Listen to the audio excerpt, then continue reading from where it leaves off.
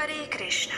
परम भगवान श्री कृष्ण का दिव्य नाम, उनकी लीलाओं का श्रवण और उनके गुणों का कीर्तन ये मनुष्य को इस भौतिक संसार से मुक्त करने वाले हैं और उन्हें परम आध्यात्मिक उच्च गंतव्य को प्रदान करने वाले हैं। और इसीलिए नित्य प्रतिदिन उनका श्रवण, कीर्तन और स्मरण करना चाहिए। और विशेषकर इस पौष मास में भगवान श्री विष्णु की विशेष पूजा, उनकी कथाओं का श्रवण और उनका अर्चन करने से वे अत्यंत प्रसन्न होते हैं। और इसीलिए इस पौष मास में हम आपके लिए प्रतिदिन इन सुंदर पौराणिक कथाओं को लेकर आ रहे हैं। हमारी इसी पौष मास विशेष कथा श्रृंखला की पिछली कड़ी में हमने राजा पृथु के जीवन चरित्र के विषय में सुना। उनका जन्म राजा वेन के अंगों से हुआ था और राजा वेन अत्यंत दुरात्मा थे, लेकिन राजा पृथु एक बड़े ही महात्मा और धर्मात्मा थे। हमने देखा कि किस प्रकार उनके शासनकाल में संपूर्ण प्रजा सुख समृद्धि से संपन्न और संतुष्ट रहा करती थी।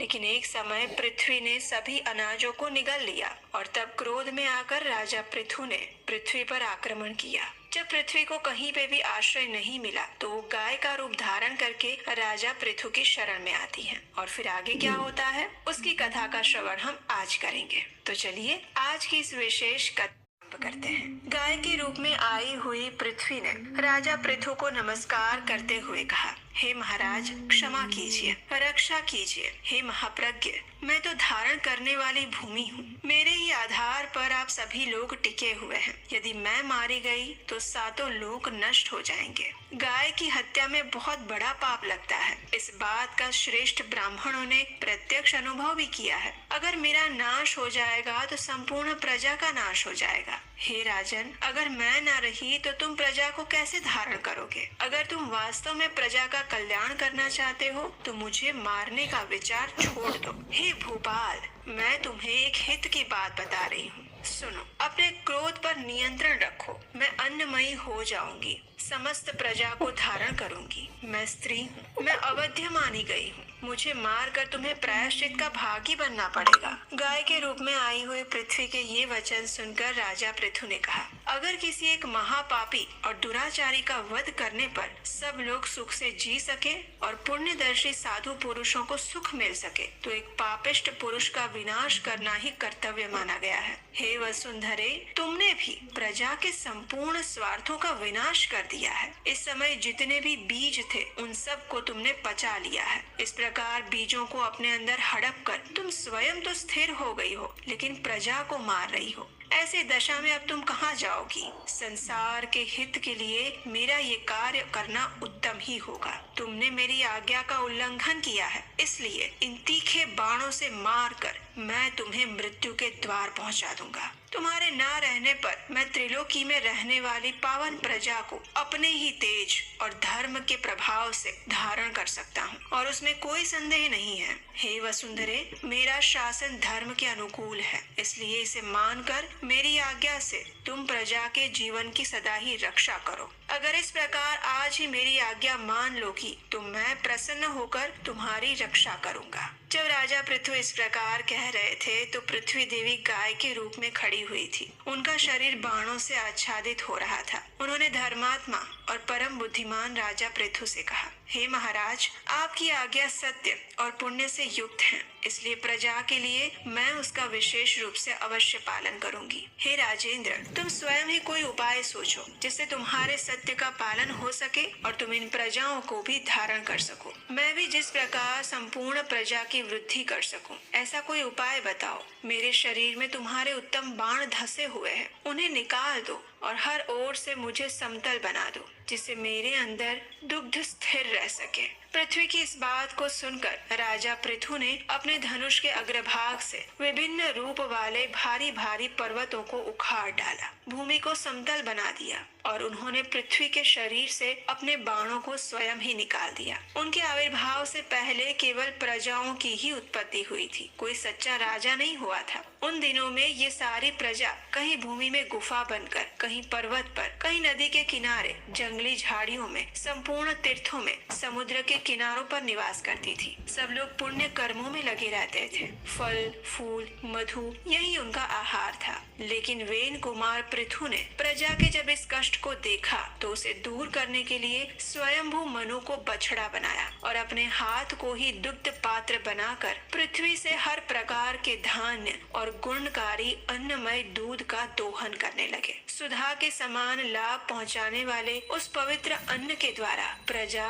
पितरों और ब्रह्मा आदि देवताओं का यजन पूजन करने लगी। हे ब्राह्मणों, उस समय की संपूर्ण प्रजा पुण्य कर्म में संलग्न रहती थी। इसलिए देवताओं, पितरों और विशेषकर ब्राह्मणों तथा अतिथियों को अन्न देकर उसके बाद ही स्वयं भोजन करती थी। उसी अन्न से बाकी के यज्ञों का अनुष्ठान करती और देवेश्वर भगवान श्री विष्णु का यजन और तर्पण करती और उसी अन्न के द्वारा संपूर्ण देवता तृप्त हो जाते थे। उसके बाद भगवान की प्रेरणा से पानी बरसता और उससे पवित्र अन्न आदि फिर से उत्पन्न होते थे। उसके बाद समस्त ऋषियों, महामना ब्राह्मणों और देवताओं ने भी इस पृथ्वी का दोहन किया। पितृ आदि ने किस प्रकार बछड़ों की कल्पना करके पूर्व काल में इस पृथ्वी को दुहा था, अब उसका वृतांत सुनिए। हे ब्राह्मणों, पितरों ने चांदी का दोहन पात्र बनाया, यम को बछड़ा बनाया, अंतक ने दुहने वाले ग्वाले का काम किया और स्वधा रूपी दूध को दोहने लगे। तत्पश्चात सर्पों और नागों ने तक्षक को बछड़ा बनाया, तुम्बी का पात्र हाथ में लिया और विष रूपी दूध दूहा। वे महाबली और महाकाय भयानक सर्प उस विष से ही अपना जीवन धारण करते हैं। विष ही उनका आधार है, आचार है, बल और पराक्रम है। इसी प्रकार समस्त असुरों और दानवों ने भी अन्न के अनुरूप लोहे का पात्र बनाया, संपूर्ण कामनाओं के साधन भूत मायामय दूध का दोहन किया, जो उनके समस्त शत्रुओं का विनाश करने वाला है। वही उनका बल और पुरुषार्थ बना और उसी से दानव जीवन धारण करने लगे। उसे पाकर आज भी समस्त दानव माया में प्रवीण देखे जाते हैं। उसके बाद आए गंधर्व और अप्सराएं, जिन्होंने पृथ्वी का दोहन किया। नृत्य और संगीत की विद्या ही उनका दूध थी और उसी से गंधर्व, यक्ष और अप्सराओं की जीविका चलती है। परम पुण्यमय पर्वतों ने भी इस पृथ्वी से अनेक प्रकार के रत्न और अमृत के समान औषधियों का दोहन किया और वृक्षों ने पत्तों के पात्र बनाए और उसमें पृथ्वी का दूध दूहा। जलने और कटने के बाद भी फिर से अंकुर निकल आना, यही उनका दूध था। उस समय पाकर का पेड़ बछड़ा बना था और शाल के पवित्र वृक्ष ने दूहने का काम किया था। उसके बाद आए गुह्यक, चारण, सिद्ध और विद्याधर। उन सब ने भी पृथ्वी को दूहा और उस समय ये वसुंधरा संपूर्ण अभिलषित पदार्थों को देने वाली कामधेनु बन गई थी। जो लोग जिस जिस वस्तु की इच्छा करते, उन्हें भिन्न भिन्न पात्र और बछड़ों के द्वारा वो वस्तुएं दूध के रूप में प्रदान करती गई। वह धात्री यानी धारण करने वाली और विधात्री यानी उत्पन्न करने वाली बन गई। ये श्रेष्ठ वसुंधरा है, ये समस्त कामनाओं को पूर्ण करने वाली धेनु है और ये पुण्यों से अलंकृत, पुण्यदायिनी, परम पावन, पुण्यमयी और हर प्रकार के धान्यों को अंकुरित करने वाली है। यही महालक्ष्मी और हर प्रकार के कल्याण की जननी है। यही 5 भूतों का प्रकाश और रूप है। यह समुद्र पर्यंत पृथ्वी पहले मेदिनी के नाम से प्रसिद्ध थी, फिर अपने आप को वेन कुमार राजा पृथु की पुत्री स्वीकार करने के कारण उसका नाम पृथ्वी पड़ा।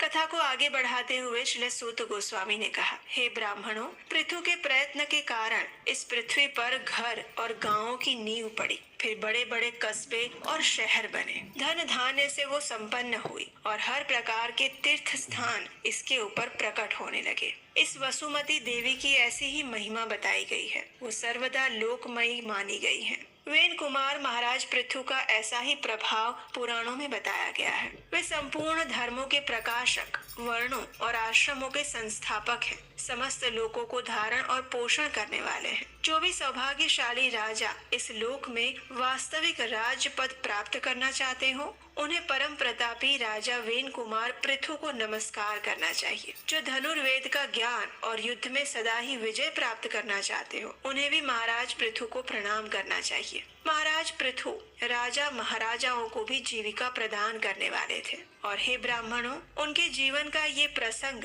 धन, यश, आरोग्य और पुण्य प्रदान करने वाला है। जो भी मनुष्य महाराज पृथु के इस सुंदर चरित्र का श्रवण करता है, वर्णन करता है, उसे प्रतिदिन गंगा स्नान करने का फल मिलता है और वो हर प्रकार के पापों से शुद्ध होकर भगवान श्री विष्णु के परम धाम को प्राप्त करता है। तो ये थी शास्त्रों में वर्णित राजा पृथु के जीवन की गाथा और उनकी महिमा का वर्णन। हमें आशा है कि आपको आज की ये कथा अच्छी लगी होगी। राजा पृथु का जीवन चरित्र वास्तव में सर्वश्रेष्ठ है और वो हमें श्रीमद् भागवतम और अन्य ग्रंथों में भी प्राप्त होता है। लेकिन राजा पृथु का जीवन चरित्र सुनने के बाद अब नैमिषारण्य में एकत्रित हुए सभी ऋषियों के मन में एक और जिज्ञासा प्रकट हुई और वो थी राजा पृथु के पिता राजा वेन के विषय में। और वो क्या थी, वो हम सुनेंगे हमारे इसी पौष मास कथा श्रृंखला की अगली कड़ी में। उसे सुनने के लिए आपके अपने चैनल को सब्सक्राइब करके रख लीजिए, नोटिफिकेशन ऑन रखिए। हमारे व्हाट्सएप ग्रुप के साथ भी जुड़ सकते हैं, उसका लिंक नीचे डिस्क्रिप्शन बॉक्स में दिया गया है।